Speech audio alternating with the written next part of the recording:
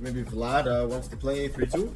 Oh yes! Wait, no, what? He accepted. Yes, before Hikaru, Kramnik was suspicious of Hans Niemann. Now we're rewinding to the 2nd of September 2023. Niemann, as you can see, invites Kramnik to a random game of 3 minutes plus 2 seconds a move. On chess.com, Niemann had only been recently reinstated on the platform, and Kramnik thought, okay, I'll give it a go. So he says in the footage he released after this game.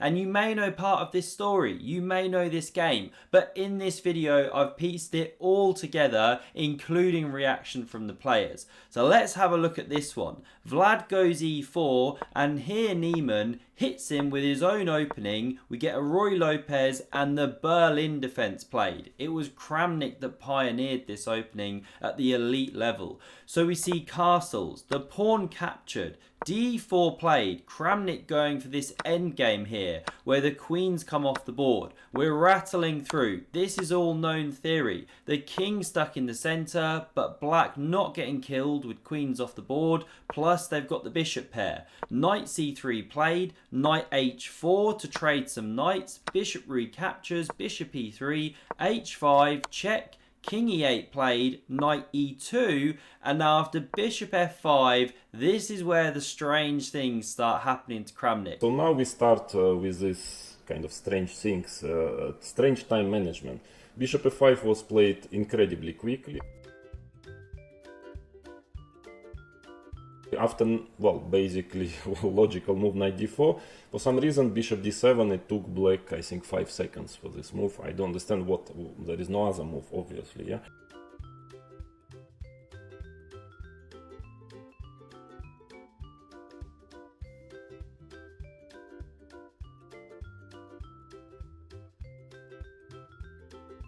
So okay, the knight's now on d4, the bishop back on d7. Kramnik takes the space with f4, looking for some serious space gain. So c5 played, driving back the knight just in time, hitting the bishop. It drops to e7, but now this one stops the advance of the pawn. We get rook fe1, bishop f5, c4, rook d8 challenges the open file. b3, b6, bishop tucking back to f2, opening the rook, and now again Kramnik finds the time management of this next move strange. Look at Hans's clock, 2 minutes 54, he plays pawn h4, uses about 7 seconds. As you see, just a strange feeling was like accumulating during the game, so that was already a bit strange, why such move takes 6 seconds. So rook takes d8, now played, the king recaptures, check. The king now staggers over to the queen side of the board. Black doing fine. It's a level position.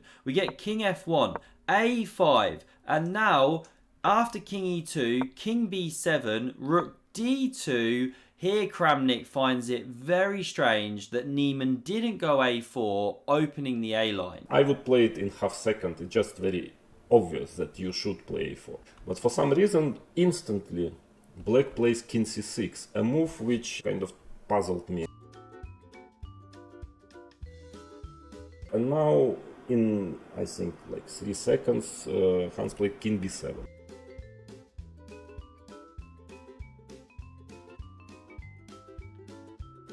Very strange couple of moves, loss of 2 tempos, king e3 played, and now once again, here Kramnik finds Hans's decision very strange. Here again, a very strange decision. Okay, I would say probably move like king c8 would be logical. Hans played rook h5.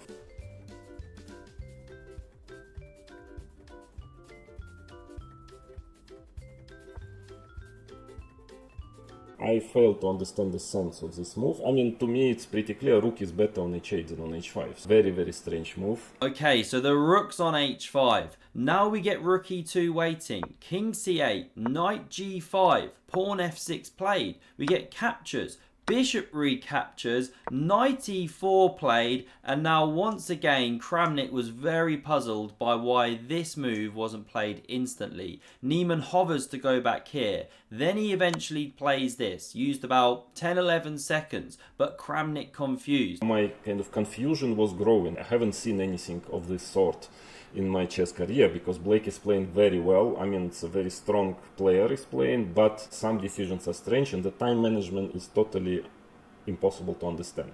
We get king f3. You don't now want to take that bishop on d4 after the rook comes back to h8. You know, pawn recaptures, c5 coming. So knight g5 was played. We get bishop back to f6. Now rook d2. Bishop d7, and Kramnik mentions here he also found this move interesting, original, strange. You know, the bishop was well placed here.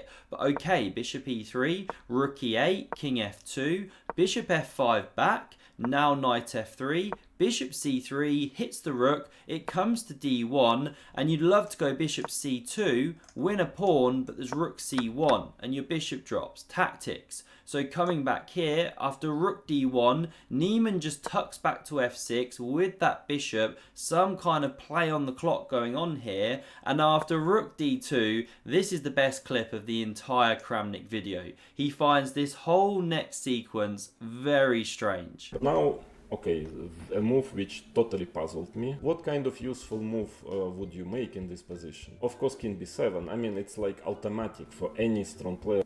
King b8. Okay, king b8 was a mouse slip.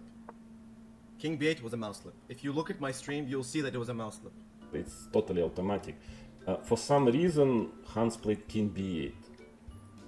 I mean, I was puzzled just trying to understand why on b8. What is at least a one single situation or profit of this move king b8 compared to king b7?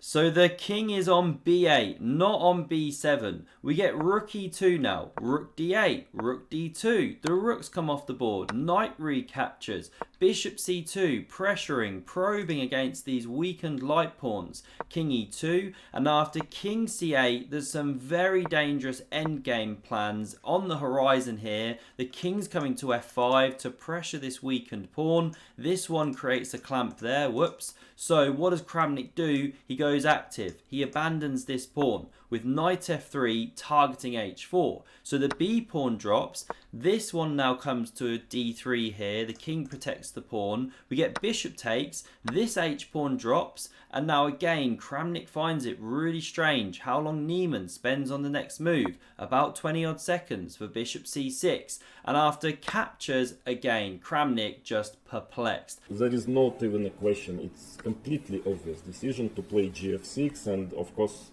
I think for any 26 plus grandmaster, it would take a few seconds to understand. Well, there is nothing to think. gf6, of course. Here it was the moment when Hans was the longest reflection of Hans, 32 seconds. I mean, I was even thinking maybe he got disconnected. What is going on? I mean, why? There is nothing to think here. So 32 seconds, gf6 was played. So Niemann eventually goes for it. Knight e1, now the best defensive try for white. Covering this pawn, preparing g4, but also able to spin around and defend the queen side. But knight h4 played, a4 comes, g4, and now a nice tactical shot by Niemann. Bishop e4 check.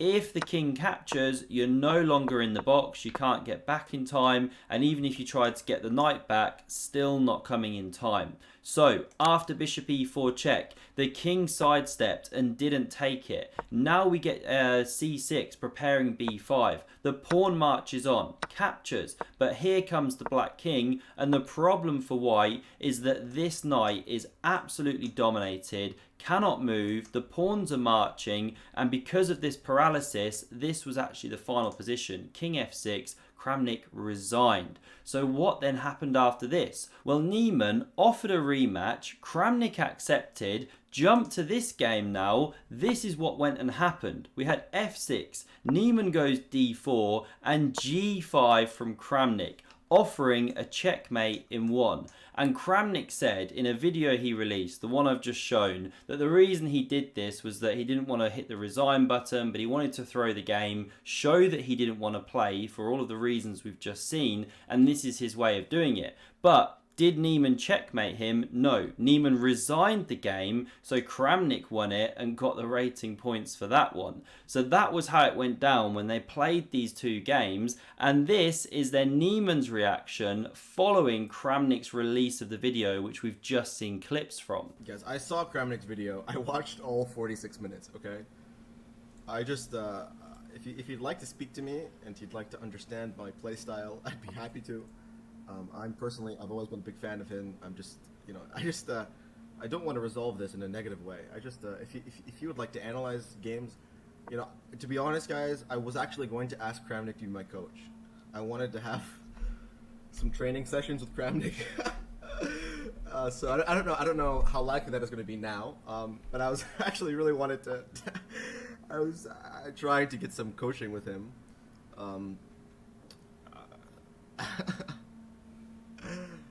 I don't know about that now, but if you'd like to evaluate my chess strength, I'd be more than happy to pay him to have a camp with me.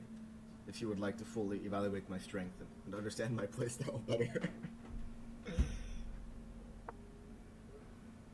So it begs the question, did they ever get to some training camp? Because Niemann reached out multiple times talking to Vladimir Kramnik saying, hey, let's do some work together. No clue if they ever spoke some more or got together or what. Maybe someone knows more than me. Somehow it seems doubtful. And the two did then play again later in the month, 2.5 weeks later, in the AI Cup, and Niemann won both of those games, rapid chess on chess.com. So that is the Hans Kramnik story from September, the game that made Kramnik suspicious of Hans. Who knows where it's now got to in their personal relationship. But Kramnik right now has got bigger fish to fry. If you don't know about that one with the whole Hikaru drama, check out the video on screen. And if you want to see another epic game of chess, have a look at the second video down below. I hope you enjoyed and see you soon.